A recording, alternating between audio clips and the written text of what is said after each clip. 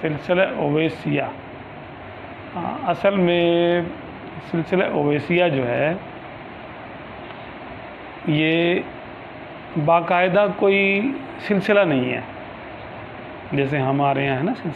سلسلہ قادری ہے کہ ایک پیر یعنی ہوتے ہیں، ان کے بعد ان کے خلیفہ ہوتے ہیں، پھر ان کے بعد ان کے خلیفہ ہوتے ہیں، ان کے بعد ان کے، پھر ایسے ہی یہ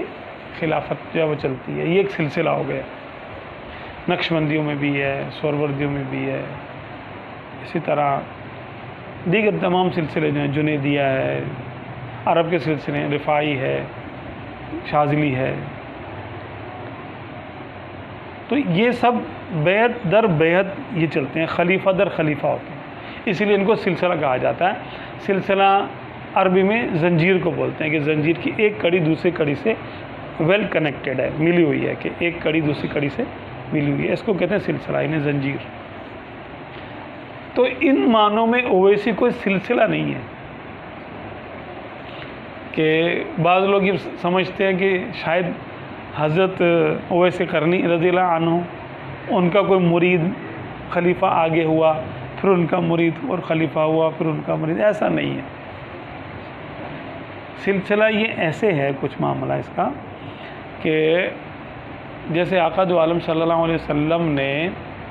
بغیر ظاہری ملاقات کے حضرت سیدنا اویس قرنی رضی اللہ عنہ کی تربیت فرمائی روحانی طور پہ، ظاہری ملاقات نہیں ہوئی، ظاہری بیعت نہیں ہوئی، لیکن ان کو آپ صلی اللہ علیہ وسلم کا پورا فیض ان کو حاصل تھا۔ تو ان کو جو فیض حاصل تھا وہ جو آپ صلی اللہ علیہ وسلم اور سیدنا اویس قرنی رضی اللہ عنہ کے درمیان کا جو تعلق تھا وہ ظاہری کسی واسطے اور وسیلے کے بغیر تھا۔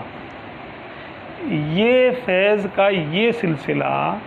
فیض کا یہ طریقہ اویسی طریقہ کہلاتا ہے۔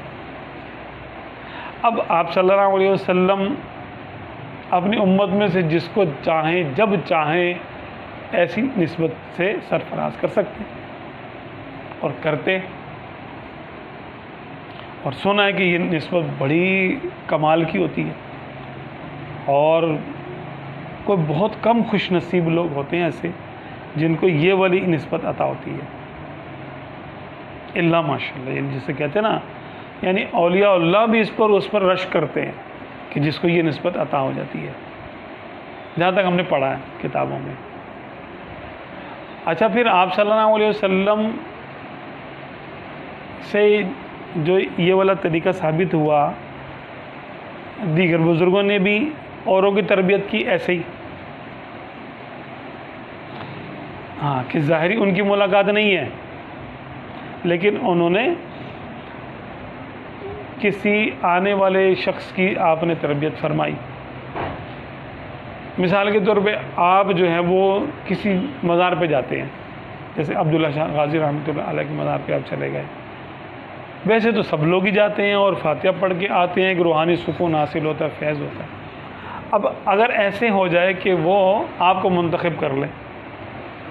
اور آپ کی روح ان کی روح کے ساتھ اٹیچ ہو جائے اور وہ آپ کے سامنے ظاہر ہو جائیں، تو روحانی طور پہ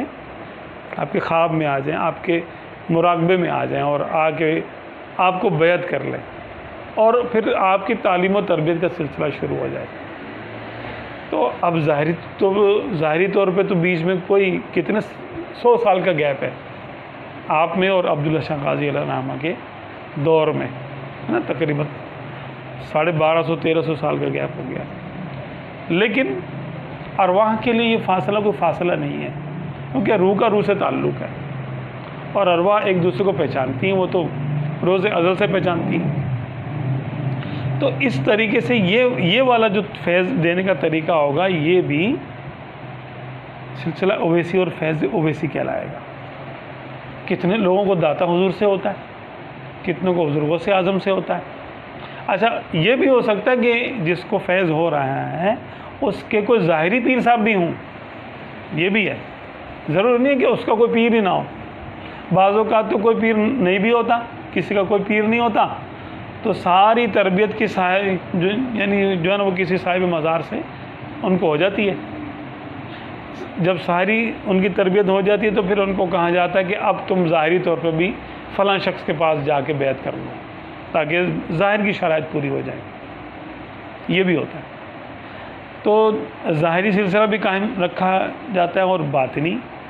سلسلہ بھی قائم رکھا جاتا ہے. تو باطنی سلسلے کا جو معاملہ ہے وہ سلسلہ اویسی کہلاتا ہے. دوسری بات یہ بھی ہو سکتا ہے کہ جس شخص کی تربیت کی جا رہی ہے اس کی روح کو تو ادراک ہو رہا ہے، اس کا روحانی تعلق ہے، اس کو الہامات کا سلسلہ چل رہا ہے، اس کی تربیت ہو رہی ہے، وہ ایسے کام کرتا ہے، کچھ کام کرنے کا اس کا دل چاہتا ہے اور کچھ کام کرنے کا دل نہیں چاہتا اس کا. تو وہ خود بھی حیران ہوتا ہے کہ پتہ نہیں یہ کام میں کیوں کر رہا ہوں اور یہ کام میں کیوں نہیں کر پا رہا. تو یہ اصل میں اس کی روحانی تربیت کا اثر ہوتا ہے. اس کو عقلی طور پہ اس کو ادراک نہیں ہوتا، یعنی اس کے سامنے کوئی بھی نہیں آتا اور اس کی روحانی تربیت ہو رہی ہوتی ہے، اس کو نہیں پتا ہوتا کہ میری روحانی تربیت ہو رہی ہوتی ہے. بعض اوقات یہ موت کے وقت جا کے کھلتا ہے کہ یہ شخص تو اویسی تھا، اس کی تربیت اویسی تھی. وہ کیونکہ بتانے کا نہیں ہوتا لوگوں کے سامنے، تو بتانا بھی نہیں چاہیے ایسے، جب تک کوئی حاجت نہ ہو، ضرورت نہ ہو. جس کو بھی حاصل ہو تو وہ خاموش رہے. تو یہ بھی ہوتا ہے کہ بعض اوقات وہ شخص جس کی اویسی تربیت ہو رہی ہوتی ہے وہ خود بھی لا علم ہوتا ہے اور اس کو بھی آخر وقت میں پتہ چلتا ہے، اور بعض اوقات اس کو بتا دیا جاتا ہے اور اس کی تربیت ہوتی ہے، اور دونوں طریقے سے یہ معاملہ چل رہا ہوتا ہے. ہر لقب ہے سونے تھی سونا تیرا، ہر لقب ہے سونے تھی سونا، قریشی ہاشمی عربی تہامی